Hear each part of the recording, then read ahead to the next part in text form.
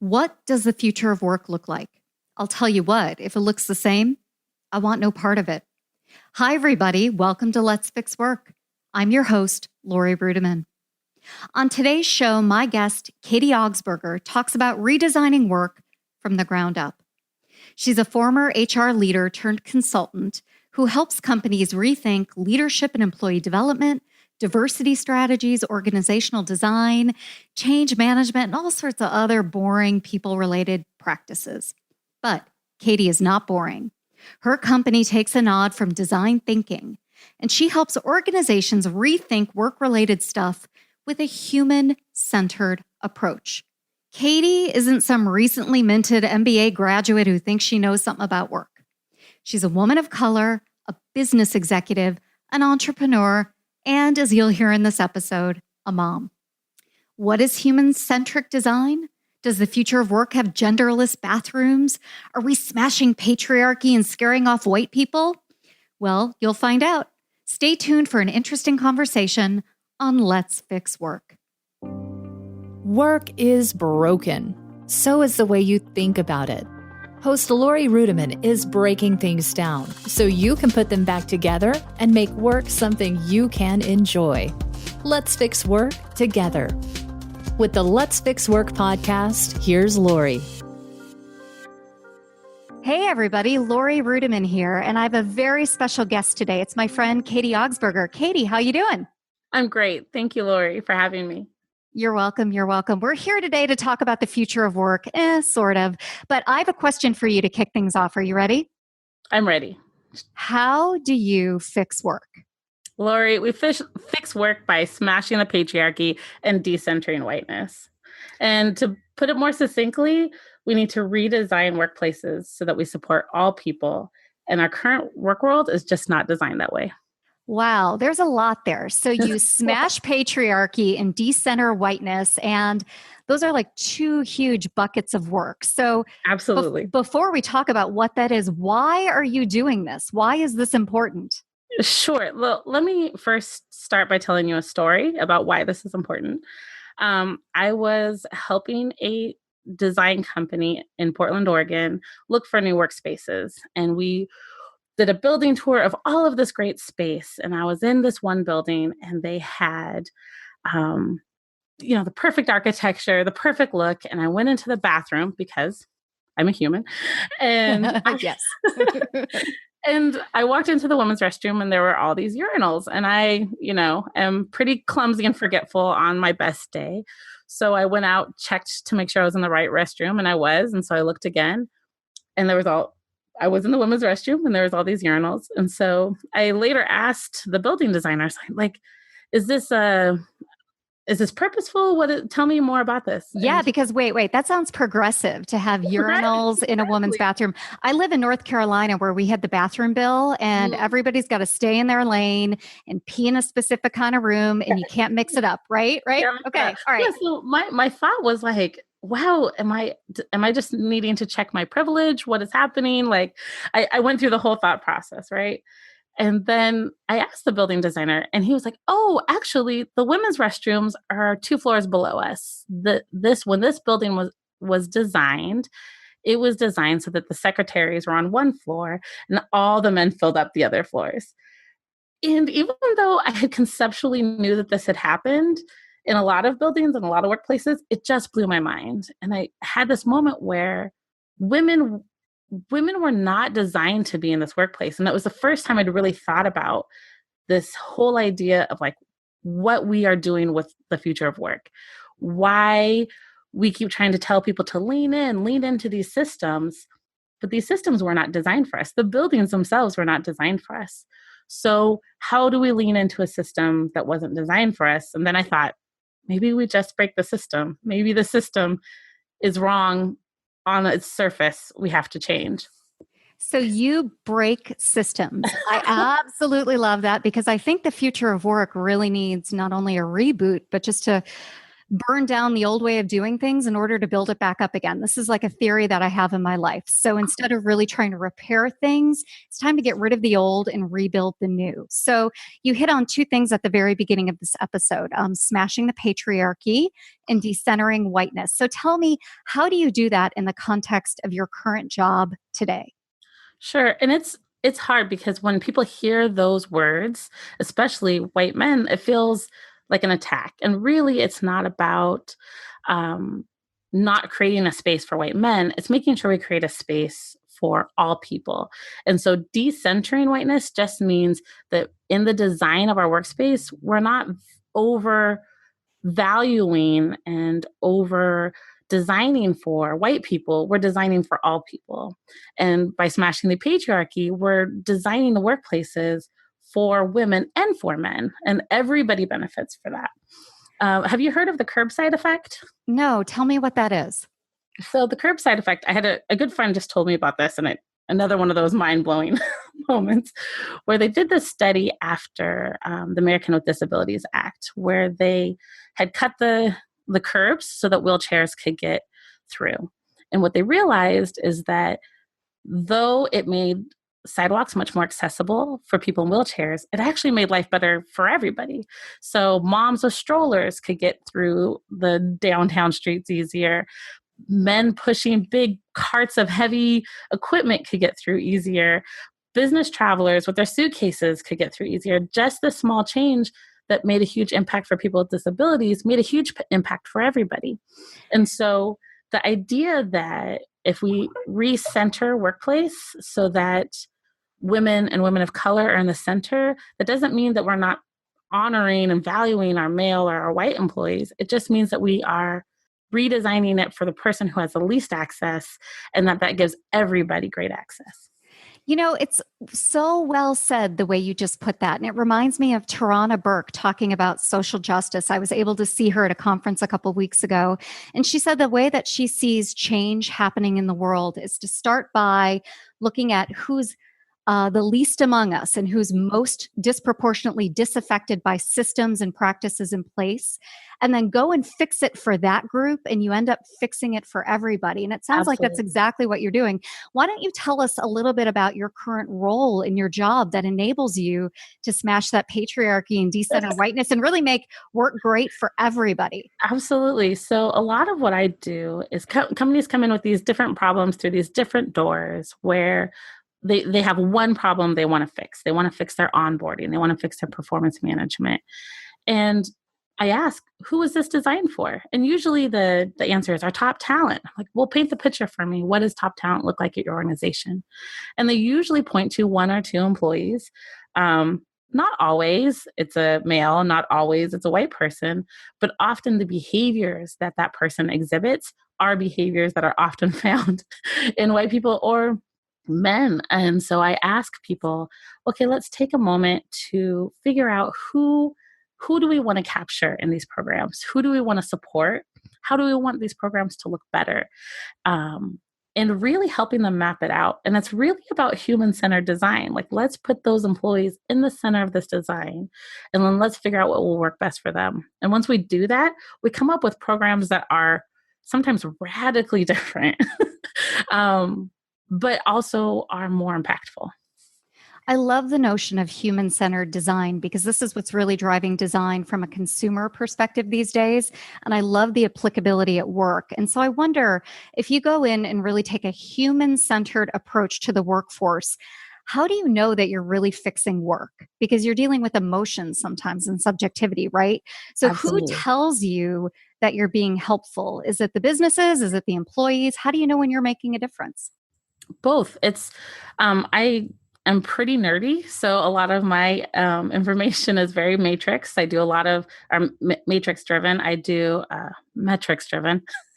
It works as well. No worries. You know what? I'm just going to stop you right there and tell you that I want to leave all this in because for people out there who criticize podcasting, man, it is so hard to be in a vacuum of your own home, Yeah, into the internet and do something and sound credible and intelligent. So, exactly. Katie, we love you. We know you're awesome and amazing, and you're metrics driven. I am metrics driven. Yes. And I am working from home with a sick dog and sick kids. So if this isn't like the future of work, I don't know what else is. Yes. But I do a lot of surveys. I do a lot of focus groups. I ask a lot of questions. And so the best way to figure out if something's working is to ask. And so I can give you an example of like how this actually works. So I had a client that was dealing with performance management, and they had, for all intents and purposes, a pretty shitty performance management program. Like your client and every other goddamn company out there. Yeah, performance management. We talk to our workers twice a year and we rate them a 4.2 and blah, right? blah. Yeah. Okay. And like, bless their hearts, because it's like, it's a hard thing to get right. Wait, And so, wait, is it?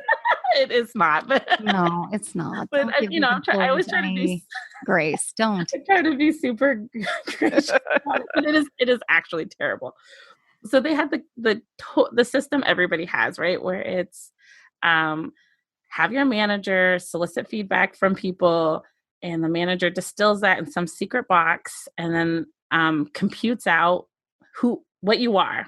Are you a 5? Are you a 4? Are you a 4.5? It means nothing. It feels super gross to be in that meeting. And so I just spent time with employees and I was like, what do you really want? What would this look like if you could design this for yourself?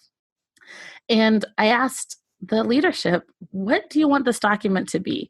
Because, as HR people, we usually want that document to be risk mitigation, right? We want to make sure that our ass is covered should this person do something wrong. And really, it never is. That document rarely helps us ever. No, that document is a piece of garbage with unreliable and invalid data and just subjective comments all over. It doesn't help anybody. And so I asked, what do we really, really want this document to do? What do we want this process to do?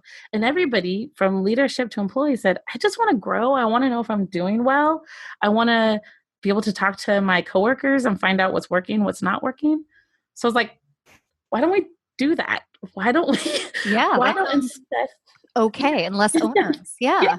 So instead, we smashed that whole system, and we said, how about every employee pick 3 people, a person who they like love and feel like is their greatest advocate and their biggest mentor, a person that they've had kind of a pinch with that year, somebody they've had a little disagreement, and then somebody that is in the position that they like to be in or is really like the North Star for their role. They'd really love to get their advice. And we had that person grab a beer or grab some coffee, company paid, to go meet with these people and ask them some questions. And they took that information themselves, distilled that down, and then reported to their manager, here's what I've learned. And here are the things I'm going to do based on that information.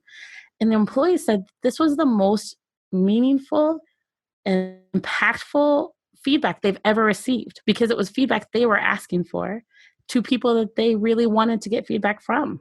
God, I love that so much. And, I think about all of the performance management conversations I've had in my entire life, and they've always been top down, if they've happened at all, driven by corporate goals and objectives, as if that means anything to me in my daily job, and super depersonalized, right? I mean, you're right. Exactly. It's a compliance driven, legal-ish process made to cover a company's ass in case I sue them.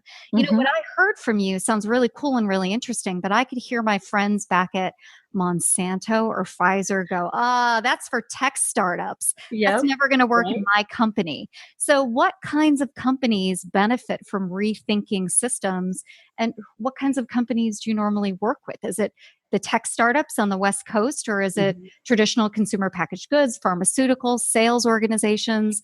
Is this practical for all aspects of the workforce? What does it really take to lead with impact in today's ever-evolving world? Welcome to Inside the C-Suite, the podcast where influence, energy, innovation, and empathy converge. Hi, I'm Christy Honeycutt, your host. Join me as I sit down with the boldest voices in leadership, visionaries who are not just making decisions, but making a difference. In every episode, we explore the heart of leadership. How do high-performing leaders harness their energy? How do they lead with empathy without losing their edge? How do they turn disruption into innovation and pressure into purpose? You'll hear unfiltered stories of adversity, resilience, and the raw moments that shaped true influence. This isn't about perfection. It's about presence, passion, and the energetic exchange that fuels transformation. Inside the C-Suite is your invitation to lead from a deeper place with intention, connection, and courage. If you're ready to go beyond the surface and unlock what really moves leaders to action, hit subscribe and step inside. You can find us wherever you get your podcast fix. Inside the C-Suite, well, we're an energetic exchange. Let's lead with influence, live with energy, and create with empathy. Yeah, that's a great question, because really we have this idea that this is only for millennials. This is only for, tech startups, right? we put this in a box and we kind of poo-poo it, right? It seems too fluffy. And I've worked with pharmaceuticals. I've worked with the banking industry, tech startups, design agencies, all different types of clients, and really in all different ages, all different races. And really, when we design for people's needs and what really impacts their lives, it does make a difference. And so I always tell clients, you always hire for skill set, right? You always, skills and tech is what, like the technical skills is what we hire for, but we always fire for behavior. We always fire for soft skills. And that is what happens in organizations. Organizations focus on systems and technology and process, but it is the soft skills in which we break down. And so when companies say, we can't do this, it's too difficult, we can just for it so that it feels simple. But that is where we make or break strategy, is in the behaviors, not in the process. Amazing. Amazing. All right. I've got one question for you before we take a break. Are you ready? I'm ready. Is it easier for companies to talk about sex and gender or race? Sex and gender. Wait, 100%. why is that? Do you have a theory about that? Yeah, race is really difficult to talk about because we all have bias, and it is, yeah. You want to hear my theory? Yeah, I do. You help me out, Lori. Yeah, I think it's easier to talk about sex because we all know someone of the opposite sex, and we've been exposed to a lot of different pieces of the gender continuum. So we know gay people, we know straight people. I've got, polyamorous people in my family, believe it or not. I got a crazy family, right? I've seen it all. So I've seen some of that. Whereas I might live in Indianapolis, Indiana, or Chicago, Illinois, or Paducah, Kentucky, and I've never met someone who's Latina. Yeah. Or I've never hung out with a Filipino, right? 100% agree. Yeah, I really agree with that. I think it is very hard sometimes to put yourself into other people's shoes, especially people that you have not met. If you've never been near somebody who is Black, or your understanding of Black culture is what you hear through pop culture, it can be very isolating, and it can make you feel like it is something that is inaccessible to you, when really it is. Like, this is so basic, but we are just people trying to figure the same shit out as everybody else. But it is the hardest thing to talk about. Well, I agree. And in that way, I think it's like an uphill battle to decenter whiteness. If whiteness is power at most companies, which it is, and you're asking people to check their privilege, but they don't even have an insight into what the alternative looks like. Because I'm a woman in a heteronormative relationship, and I kind of get my husband's experience, right? I can kind of understand maleness a little bit more.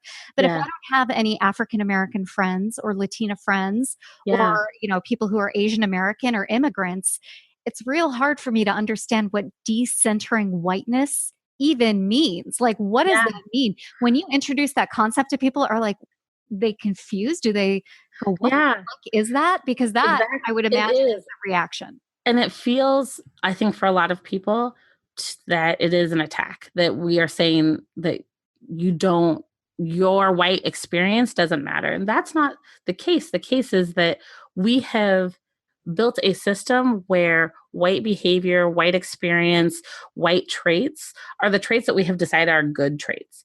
And that is what we've decided professional traits are. when I can't even express to you how many times I've been told I'm not professional enough, or, I speak too loudly, or I use my hands too much, which I use my hands a lot.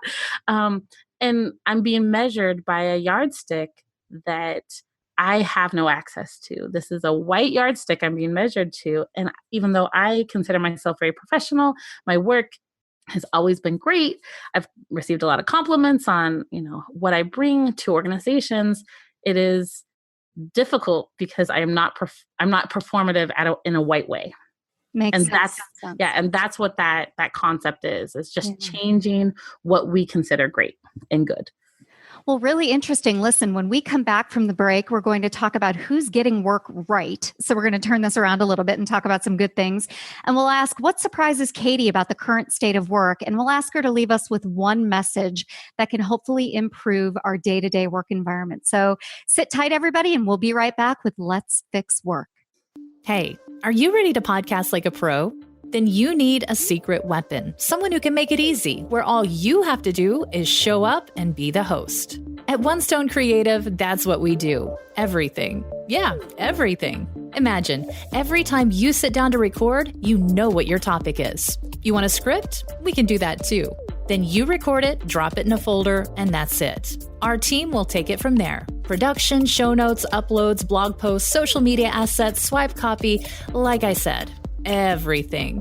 Book a call with the podcast strategist today. Just go to onestonecreative.net/podcast. That's onestonecreative.net/podcast. And we'll take it from there. Hey, everybody. Welcome back. This is Let's Fix Work, and I'm Laurie Rudiman. Today, we're talking to Katie Augsburger about the future of work and really what's happening in your work environment. So, Katie, I'd love to start the second half by asking you who's getting work right and how they're getting it right. Yeah, that is a great question. And there are companies all over this country that are nailing it. And I'd like to highlight just a couple that I have seen or worked with or had conversations with. One is Ruby Receptionists. And it is a company of about almost maybe even close to 1,000 now. They're not a client, and I have not worked super closely with them, but I've seen them on the awards circuit, which is always very telling. But they're women founded and run organization, and they are a call center. And so when companies need a receptionist, they hire out this organization. And what astounded me is call centers are usually pretty soul-sucking work. Yeah, it's like the sweatshop of exactly. Yeah. It can be really, really difficult work. It can be exhaustive work, and they pay competitively. They have really great benefits for working families. They put a lot of pride in making sure that their employees are well cared for, and they have a really great ramp up for employees who would come from underserved communities that don't necessarily have access to these great office jobs. They have this great onboarding program that allows them to get enculturated and understand their processes and their ways of doing things. And I only highlight that organization to say that when we look at organizations from retail to the tech companies, you can make work meaningful and impactful in organizations that maybe the work itself doesn't feel impactful all the time. You can be in a retail space, you can be in a manufacturing space and still have your organization and your work be meaningful. So they do a great job. Airbnb does a lot of amazing work and human-centered design work. Well, I love your first example of Ruby Receptionist, because one of the things I have seen is a correlation between companies that showcase their talent publicly to companies that have high engagement scores. And Ruby Receptionists have this amazing Instagram account, and I only know about them because they are featured in all these digital awards and digital design showcases. And their Instagram account is truly people who work for that company. They are proud of their receptionists, and it's a diverse group of women. So thank you for sharing that. And men too. Yeah, so that's right. A lot of rubies are men. Listen to me being totally explicit with my language. That's right. Well, wait, I love Airbnb too. And so tell me a little bit about Airbnb. Why do you like them? Hey, we're the payroll baddies. And our mission is to make payroll fun and relatable. And call out industry when we hear it. You got to call it out. You got to call it like you see it. But we also got to shine a light on all those unsung payroll heroes out there, making sure we get paid. Yeah, those are the real payroll baddies out there, and we love sharing their stories and showing them love. With gold chain and everything, baby. By the way, SAP is the best payroll out there, and if you don't like it, get out. They have really been leading the human-centered design movement for employees. So their workspaces are incredible, and it breathes Airbnb throughout. So each of their workspaces has a conference room that is designed to look just like an actual Airbnb. Like they actually take the pictures of one Airbnb that, like, for example, I was in the one that looked like Joshua Tree, like a bungalow Joshua Tree. It was amazing. And so the employees could breathe Airbnb and breathe what it meant to be that organization at all times. But they also made an impactful employee life cycle where the employee not only felt Airbnb throughout the life cycle, felt that they were connected with the organization, but had meaningful opportunity to influence the organization. And that is really important. It has to be two-way. And so I really look to these organizations that are soliciting feedback and making meaningful change, because that is really the future of work, is that I want to engage with my employer the way I engage with all sorts of other consumer experiences, because that's really how we're changing. I love it. You know, it makes me think about how sometimes companies are really taking a role in our lives that used to be owned by parental figures or government agencies or politicians. And I just heard a story the other day from the head of human resources at Express Scripts, which is based in St. Louis. And she was telling me that during the Ferguson riots, they found out that 70% of their call centers lived within 2 miles of where all the riots were happening in Ferguson.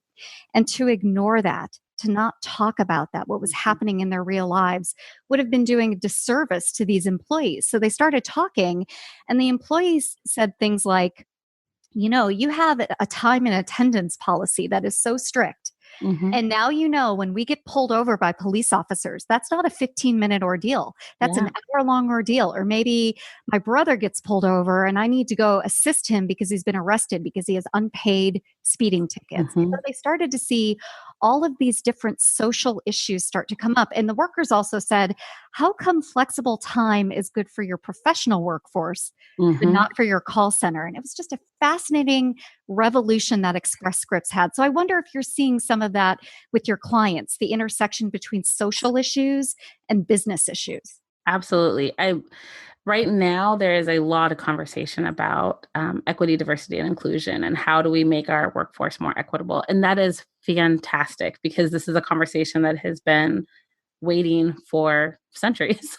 We've been waiting to have this conversation for a long time. But yeah, having these moments to talk about this isn't really though enough. So people are like, I want EDI training and I want to talk about the Me Too movement, but it is the baking those things into our HR processes where we're actually going to get traction and movement. So have the conversations, dig deep in them, but actually make sure that your performance reviews, your compensation, your career ladders are actually equitable, because talking about it won't do anything if you're, like, to your point about the time management, if your policies still prevent people from having access. Absolutely. Well, I wonder what surprises you about the current state of work? Like, what makes you either puzzled or surprised in a good way? The puzzled part is definitely that we are so resistant, that the idea, I've had so many conversations, particularly with leadership, particularly with older people who are almost disgusted and horrified by millennials. And I'm not a millennial myself, and I know I know that they're different than me, but I also wait. Are they, or is that pseudoscience? Because I had a guest on a couple of weeks ago by the name of Anya Kane, and she's a reporter, and she really believes that the science is garbage around. Yeah, actually, thank you for challenging that. I think there is a lot of garbage science. I mean, there's life stages, right? Yeah. And there are things that we go through, but in general, what the hell is the difference between the baby boomers and Gen Xers? Well, it's a lot of it is just fake. a lot of it's fake, but I do believe that they have an expectation of access to information that probably my generation, baby boomer generation, didn't have. Yeah, I think that's true. Because we have so much information now. And there's this thought that like they are wrong and we are right. And what I keep saying is, well, that may be the case in your mind, but they are the future of work. Yeah, And they are. They are. And there is benefit to both types of working, but we are not going to get better unless we look at what was working and what wasn't with other styles, and what's working and what's not working with this style. And so the resistance is surprising. The resistance to more women in power, the resistance to more people of color in power. It is hard to share power. And I recognize that. But that to me is the puzzling thing. It's like, it's happening. Let's get on board. Get with the fucking program. It's 2018. Yeah. No, this wave is not gonna stop. The people are still going to push for more equality. That will not change. So are you in the camp where you want to coach and advise individuals who currently hold power or held power until recently on how to accept that power is transitioning and we're sharing more? Or are you like me where you're like, fuck these old people? That's kind of how I feel. And even myself, when, I see my own grip on things changing and my own influence waning, I'm trying to remind myself that, it's not a zero-sum game. A lot of people can be influential. A lot of people can be powerful. A lot of people can speak about work and have opinions and be leaders. And it's not just one Papa Bear who's in charge. So where are you with people who are struggling? I'm less radical than you, Lori. I'm a little. I tend to go with this very compassion-driven place where it is critical that we have people who are currently hold power to understand and to be part of that process. Some won't. Some will not be part of this process. And I feel like that's kind of why we're in this whole political mess that we're in now, because it's people who are not willing to share power versus people who need more access to power. And if we can do it from a place of discussion and love and compassion and thoughtfulness, I think we're going to get to a better, more healing place. Some people won't. And that doesn't mean you stop, but you do try. And I think that especially in our workplaces, there is legacy and value in people who have been in those positions of power. And we want to know what you know, and we want to honor your experience. But also, if you're not going to be part of the solution, we're going to need you to get out of the way, but be part of the solution.